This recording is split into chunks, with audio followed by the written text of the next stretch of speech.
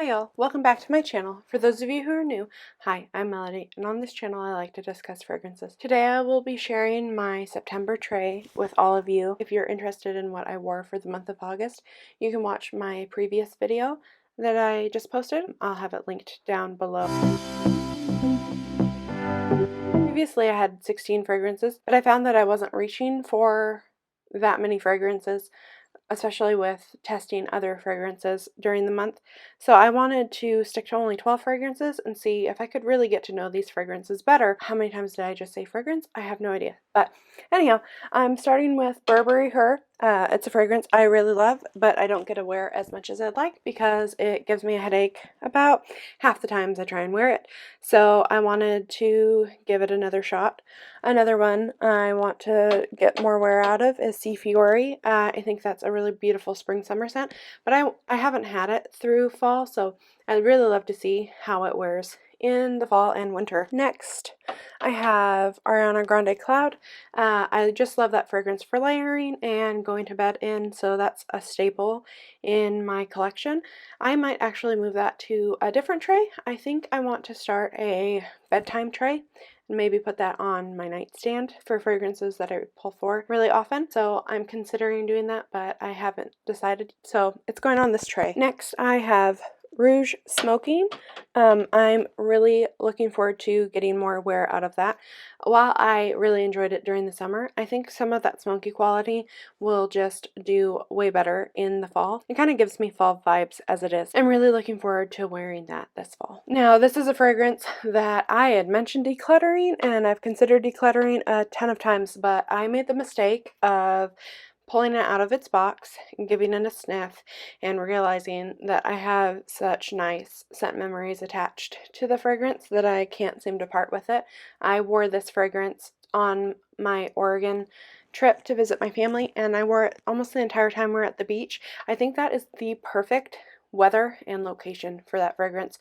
To me, it is not a summer fragrance at all. I can't possibly stomach that much caramel in a fragrance in the summer.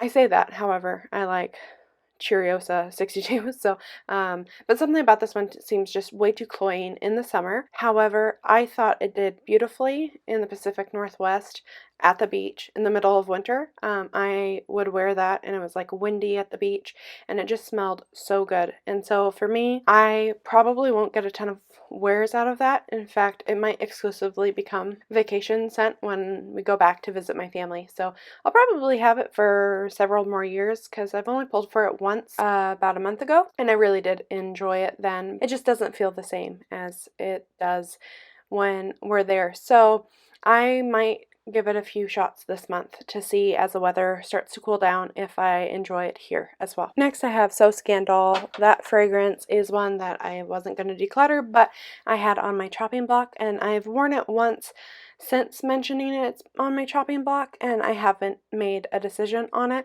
People compare it to the Linter D line. I do not think they smell similar. This one smells a lot grapier to me. Anytime I hear someone mention that Linter D smells grapey to them, I cringe because I hate the scent of grape. Anything artificial grape just is absolutely terrible to my nose. I can't stand it. However, I love the Linter D line because I don't get that at all. But this one, there is some little grapey quality at the very beginning, so if I can get just through that a little bit, I think it is quite lovely, and I would like to continue playing with it and see if I can't layer it with other things. I definitely tried it in the summer and it was not the right time of year for me to wear it. I find it too cloying. That honey is a little just too sticky for the summer heat, so I'm looking forward to wearing it this September. Next, I have Scarlet Poppy. When I first got that fragrance, I was really disappointed. It didn't smell right to my nose from what I had tested in the store. I was concerned that maybe I got a bad bottle or something, but I checked the batch number and everything, and it might be that it's a newer bottle.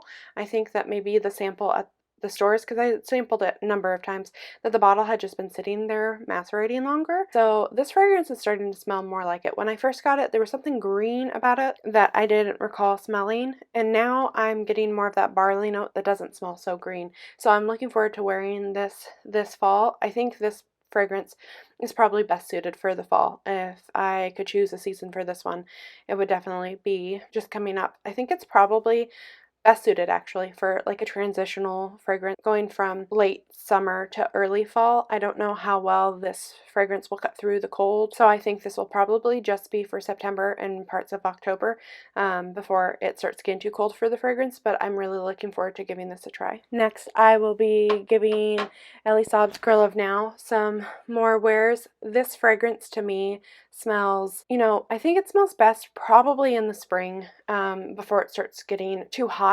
The notes are pretty sticky sweet, so I think cooler weather is best, but there's something in the florals that doesn't make me think of fall, but it makes me think more of the springtime. I am very season based when it comes to my fragrances, as you might tell, but I did really want to pull this out and see how it wears in the fall, see if I will be pulling for it. I really love that fragrance, and I haven't worn it too much. I got it from my parents for Christmas, so I wore it a few times in the spring, but I want to see how it wears this fall. Next, I have Terra de Gioia. I think these should change places. Anyways, I have Terra de Gioia.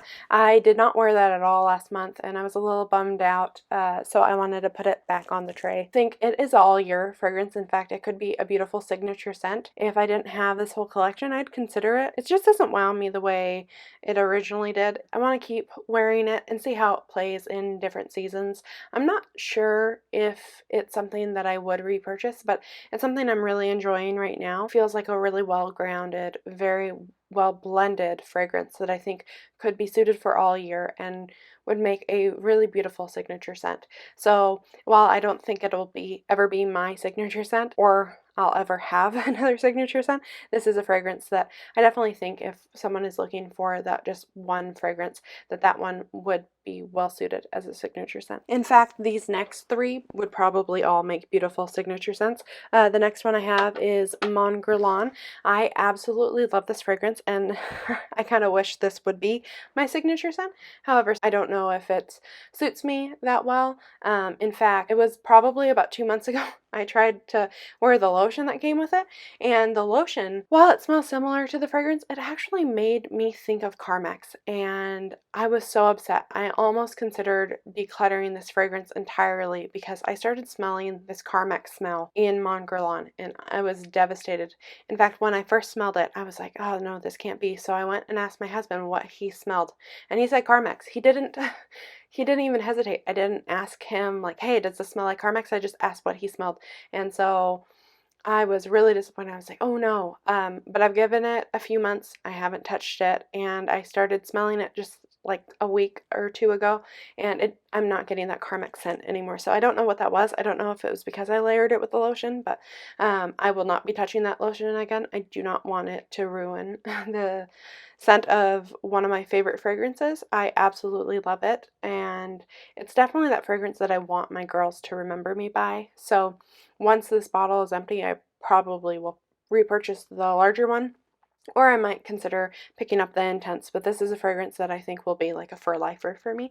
In fact, in a recent video where I picked 5 fragrances for life, I picked this one as like my signature scent. If you want to watch that video, I will link it down below. Another perfect signature scent is the original L'Interdit. I actually have not worn this one too much. I've sampled it a ton of times, and I've worn it a few since I've gotten the bottle, but I've been wearing the EDT all summer. I absolutely love that fragrance, but I'm looking forward to wearing this one through the fall. I think this fragrance is probably best suited for spring. I have the Intense and the Rouge, and I kind of have a season in mind for each of them, but I haven't worn the EDP enough, so I really wanted to wear it this September, but I'll probably be pulling out the Rouge as the temperatures start to get cooler in October. And lastly, I have Fresh Cream Warm Cashmere. It is a vanilla scent, and I don't typically think of like vanilla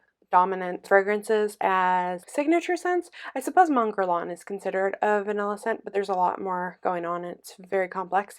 Whereas Fresh Cream Warm Cashmere is mostly just a vanilla fragrance, but there's something soft and smooth and delicate about this vanilla that makes me think it would be a really nice signature scent for people who aren't looking for a really strong, powerful fragrance. In fact, my grandmother is allergic to a lot of fragrances, and she bought that one for me, and she smelled it and said it was really nice. So this is definitely a fragrance that I pull for a lot. It's just very comforting. A lot of people say that the performance isn't really great.